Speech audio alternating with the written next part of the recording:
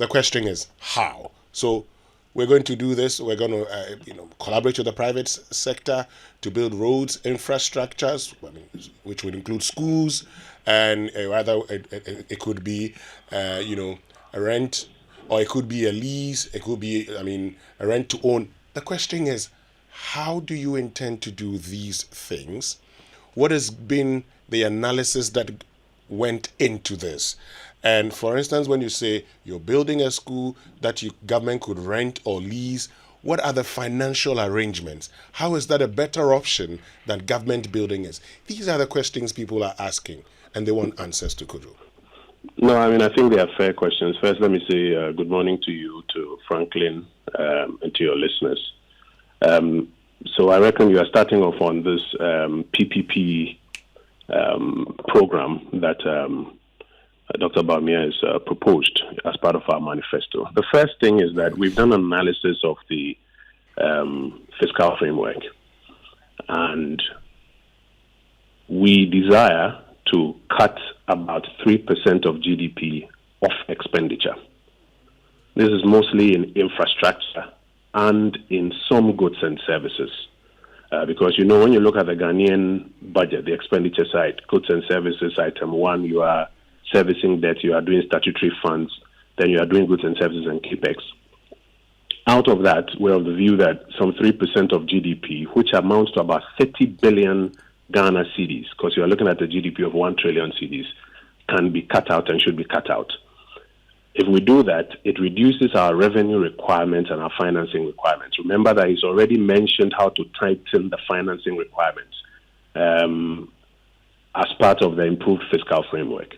So the first answer is that we're looking to move about 3% of GDP from the expenditure tables and move them into opportunities for the private sector.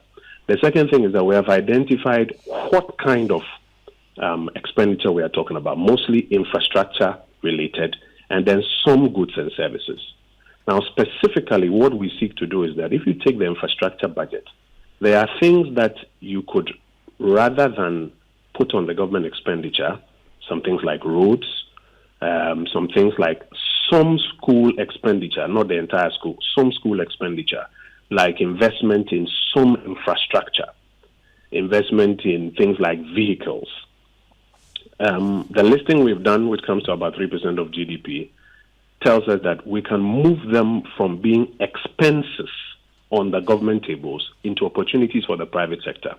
So if you take today, for example, you see road construction on all the major corridors outside Accra, on the Cape Coast stretch to the west, on the Achimota stretch to the north, through Nsaom, on the Tema stretch going to the east when you go past, the Tema motorway and even the Tema motorway itself. A lot of these things are being done by either grants or by actual government expenses. We want to begin to alter that and to be able to give concessions on major road networks to the private sector, for the private sector to do the design and the financing and then the collection of road tolls to pay back over a period. Okay. One of the lessons we learned was in Kenya, I think, where now on the new expressway, they have, through PPP financing, been able to build, expressways above some of the traditional roads in Kenya. And you pay the tolls which go to the entities that were responsible for financing it. And by doing that, they've been able to avoid using government expenditure to do this and rather have the private sector crowded in to do this and take their money over a period. What you need to do is to regulate this concession in such a way that profiteering is kept and that the charges are not so high that they become a disincentive for people to use. Take something like buses. About 700 senior high schools, when we looked at the numbers. If you are changing buses and pickups for these senior high schools, let's say every 3 or 4 years, that's a lot of money per year.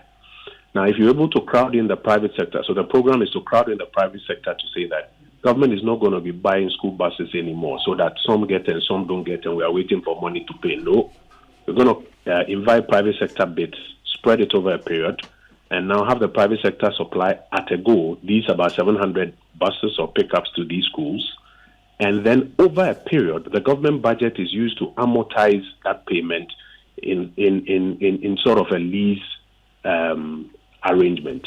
So what we've done is to map out about 3% of GDP, mostly infrastructure, and then some government goods and services, where we believe that the private sector can be invited to provide it and get paid over a period. It will free up a bit more space on the government expenditure tables, which will reduce our revenue requirement in some cases, and it will also create more bankable projects for the private sector directly to do these projects as concessions and get their money. And at the same time, finally, it will help in the finance sector because they can also now have bankable projects that they can raise money with corresponding banks and finance.